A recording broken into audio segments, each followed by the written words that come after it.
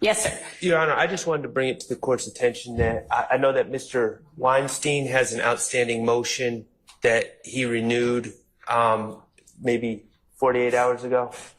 Which was... You might confirm about my mistrial? Yes. Oh, no, I know. He has a supplement to that, and I thought I said this morning that's what I'm going to be working on this weekend. And I have some bad news for you. What's that? You have more to add? Yes. Mr. Weinstein's a faster writer than I am, but He is a good writer. He is.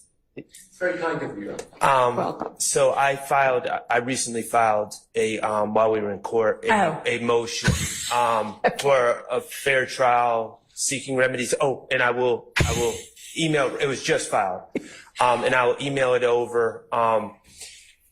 Mr. Steele brought up the desire to have an evidentiary hearing on these matters. I know that. Which matters?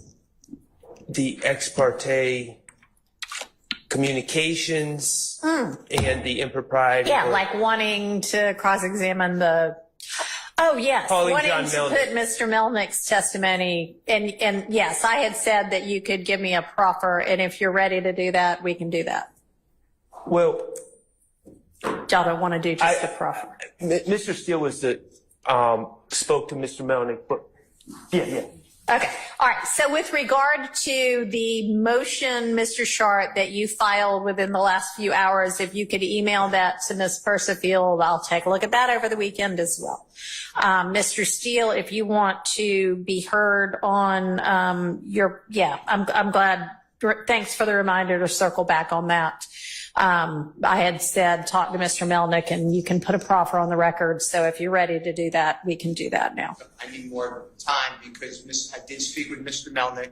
I told him what your Honorable Court said. He stated that it was very nice. He said that I does not give him permission for him. I'd like to address the court himself. Okay. That's what he told me. So I can't make a proffer because I don't have the information. I have him under subpoena, like I told you. Okay. What do you have him under subpoena for? When? 2-hour call. 2-hour call. Okay. Well, can you proffer to me? I know you can't say, here's what he would say, but how about tell me why it is that you think this is something relevant to this trial at this stage, considering that Judge Glanville has already been recused. And maybe y'all want me to, I have not finished reading all of the material and all of the case law, so I don't know what my decision is going to be on the supplemented motion for mistrial that Mr. Weinstein filed on behalf of Mr. Kendrick. Do y'all want, I will rule this weekend. Do you want to wait and see what that is? Or do you want to just tell me why is it that anything Mr. Melnick might have to say in defense of himself matters for the trial? It might matter for everybody's, what they feel about their professional reputation. I get that. But for this trial, why does that matter? So, under CAR, C-A-R-R versus State, it's a 97 case, 98. It was the case that the gentleman owned Heights Nursery, I think, the house burned down. Yeah. There's great language in there about prosecutorial duties. All right.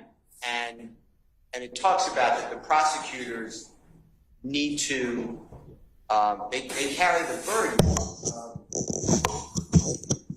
They can charge people. They can ruin people's lives just by the charge. And they have a duty to the public to be open and candid. Sure. So, and all lawyers do, but especially prosecutors.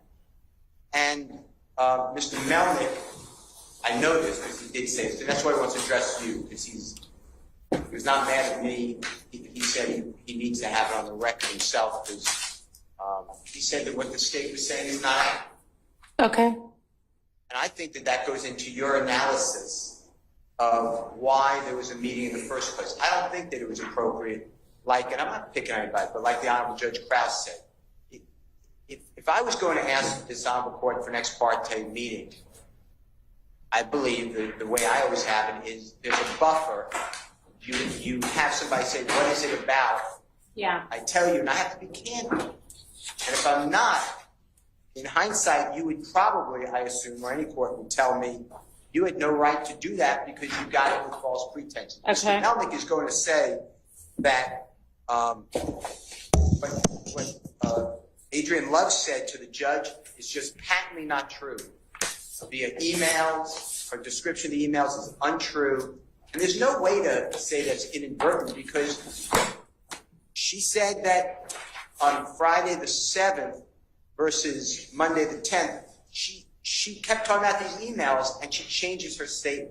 So anyway, I believe that it's... All right, the best evidence of that would be, I'm sorry, I didn't mean to interrupt you, but just somebody give me the emails. I did. I put it in my motion that I filed when I found out this honorable court was the court. And I forget what I titled. I could find out for you. But Okay, I'll go back and look at those. it was a motion. It had two parts to it. And it said, I really don't want, as I told you, I don't want a mistrial. I just want to make it right. And I want the record to be good. So anyway, Mr. Melnick is going to take to task, and you'd make a credibility determination, Adrian Love, John Melnick's statements. He also adds that he states that he and his client, and he did not tell me, I said I don't want to know because it's attorney-client privilege, but he's going to work on it. He said, I assume that's a waiver. I'm assuming that with his client. He's saying that what Ms. Hilton said to the court and by both courts is not accurate also. All right. Then I have information that there's an off, so it's not in the transcript, so Mr. Weaver's either not there or definitely not recording it, that Mr. Copeland did talk about the killing of Donovan Thomas, that is not on the transcript. And that would be either Brady, if it's an inconsistency. So wait, so that I understand what you mean, you are saying that you have reason to believe that in the June 10th ex parte meeting, once Mr. Copeland was a part of that he talked about the killing of Nutt at a time when Judge Glanville was in the room? Because there were definitely two different portions where at one point he and Ms. Bumpus talked privately, which obviously nobody recorded because the court, at least the record reflects the court reporter and the court and whomever left the chambers so that they could talk privately. So it's entirely possible he talked to her about that. That wouldn't be on the record, and it shouldn't be on the record. Nobody else heard it. And then there was another portion where I believe the court left so that I don't know if it was you, Miss Hilton, or I think Miss Hilton, Miss Bumpus, and Mr. Copeland could talk together. That's the part I'm talking about. So it's not privileged. Okay. All right. That there was substantive conversation about the killing of Mr. Copeland. Okay. So And Ms. Hilton. hang on. I'm jotting some notes for myself. Give me just a second.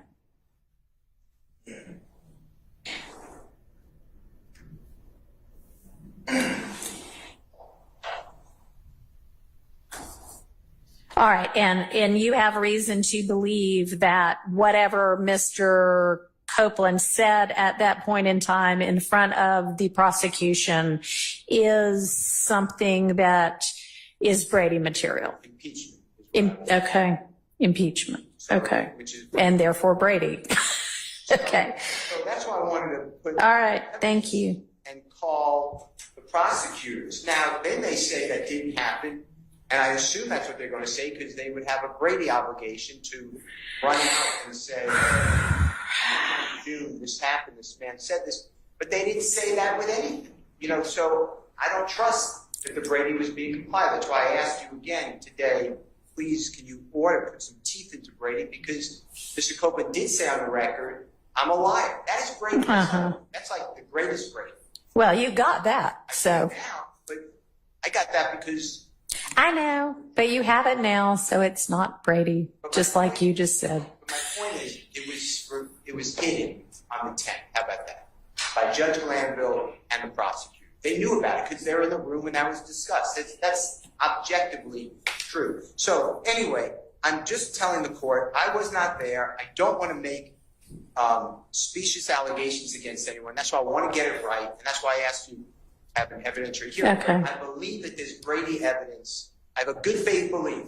I'm telling you everything I know. I'm told that it's not privileged, that Miss Bumpus, Miss Hilton, Mr. Copeland spoke, and it's not in the transcript, and Mr. Copeland was talking about his information on the killing of Donovan Thomas. Because you have to remember, in the statements, he has himself not involved. Mm-hmm. He has himself learning about through another person. Right. And my understanding is that is not what he said. That's inconsistent on June 10th, and I did not get that from Ms. Hilton. If that's wrong, but I can't ignore what I'm being told. Okay, well, that's new information for this court, so. That's what I wanted to call the witnesses, because, All right, well, you didn't tell me that before. okay, well, I didn't mean not to tell you that, but I'm trying to be open, but that's the reason I wanted to call the witnesses. Okay, I mean, that's, okay. Additionally, Your Honor, Yes. at some point, I believe, you're going to have to make a finding of fact on the propriety of these ex parte communications. Oh, I know. That's a And- part of Mr. Right. Weinstein's motion for mistrial. Yeah. And you know, I don't want to be a witness. I mean, I could say that there was absolutely no reason for it, and there was no cause for the state to even have these concerns. But Mr. Melnick can explain, you know, if he was conspiring with me and Mr. Steele to obstruct justice, I doubt he'd want to come in here and talk about it, but the state can ask him about it and get to the bottom of it. But I don't think that's what the testimony is going to be. Okay, And I think that's important for the court to know. Okay. Well, I don't know that whether it's true or not is what matters. It's what it looked like at the time to the state to give them a reason to say to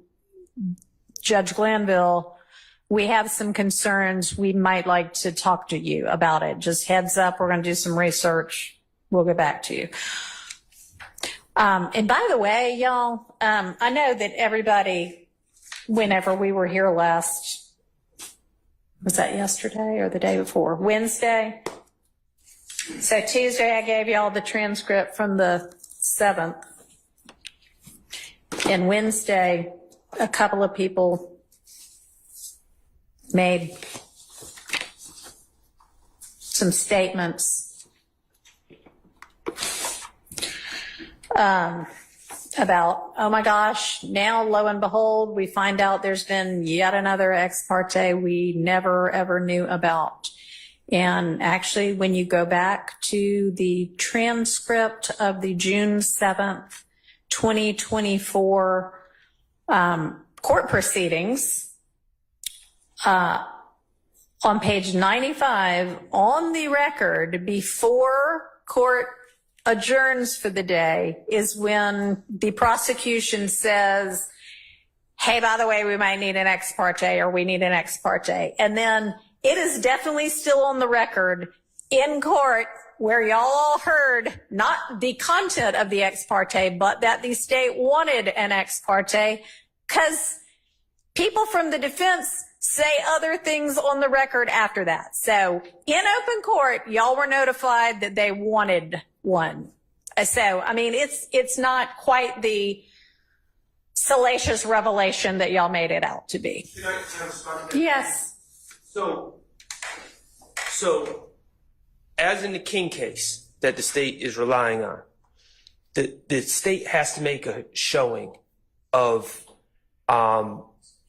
necessity for public, the necessity for the public interest for for immunity to be granted by the court. Okay. And I was under the impression, I think a very reasonable deduction was that they were simply going back there. And I agree, they did announce an open court and we didn't know the substance, But I think a fair, reasonable deduction would be that they were going back there to present the basis for granting immunity. Little did we know that they had already done that, and they were going back there to have that other conversation. So that's Okay. Yeah, I mean, I know y'all didn't know the substance of it, but. And wrapping back around to that. Yeah. I don't know if there was, but I'm assuming that under the King case, since it wasn't, I guess, that afternoon of the 7th, maybe it was prior to that, maybe it was in the morning, maybe it was the afternoon of the 6th, but at some point under King, there would have been some type of an ex parte meeting where the state presented the reason that they needed that immunity. I don't know if that was done on the record, if there was a transcript of that, but if there was, we have not received that either. Well, there better not be anything else that Well, how did they occurred get, as a meeting, because I told everybody on Tuesday, stand up and tell me anything there is. Did y'all do anything beyond a motion to get the immunity order for Mr. Copeland? No. Okay. So we submitted a motion. Right. And they have a copy of that. And that's Right. all right. Right. okay, That was, Okay. and Judge, I'll also state that at the time, I'm not certain why it would be believed that we were trying to get the warrant or the immunity agreement, because Mr. Copeland was under arrest at the time that we stood up and made that announcement in court on the 7th. I think he had already been arrested, I Well, think. you could be arrested and not have immunity for your testimony. The judge had already told him he had immunity on the record. Okay. Well, I don't know. I mean, they're probably just trying to remember it themselves too, but. All right. Well, Mr. Shard, I'll take a look at your new motion. And obviously I'll be looking at Mr. Weinstein's motion. And why don't, Mr. Steele, you plan to have Mr. Melnick here at 9-ish. I don't know whether I will hear from him or not, but okay. And Your Honor, so that we are, I'm understanding is on Monday, we're having the matter that Mr. Steele wants to present Mr. Melnick for. Maybe. Would that be a collateral issue of? Maybe. Okay. So if I end up hearing from the two of you on that, I'm not gonna make you not be prosecutors in the case anymore. We can hear that separately if I even hear it. And so would Mr. Steele be allowed to introduce extrinsic evidence of a collateral issue that he's raising about the emails and things of that nature? I mean, the emails are already in the record. I think he's complaining that at one point, I mean, the emails are what they are. And at one point you said, this was an email to me. And at another point you maybe said, I accidentally got copied on this email, but I think it's actually different parts of the email. I think there's actually an explanation for why that might sound inconsistent, but I'll go back and look at all of the transcripts. But beyond that, I mean, no, I don't think so. I don't know what he's got planned. Maybe you want to ask him, but I don't know if he's talking to you yet. So I don't know. We'll take it up Monday. All right. One last thing, Your Honor. On Tuesday, I believe I brought to the court's attention whether or not the court would allow, if we get to Mr. Copeland next week, I know you said the jurors might not come back until Wednesday. Right. Substitution of counsel, and wanted to see if the court had made a decision or a ruling. But one objection. Yeah, I never got any kind of written anything or further objection from anybody. So I think there's just the one objection that I didn't get a real good reason for. Okay. Yes, there may be a substitution if we end up examining him while you were gone. Thank you, Mr. Weinstein. All right. We're actually in recess now.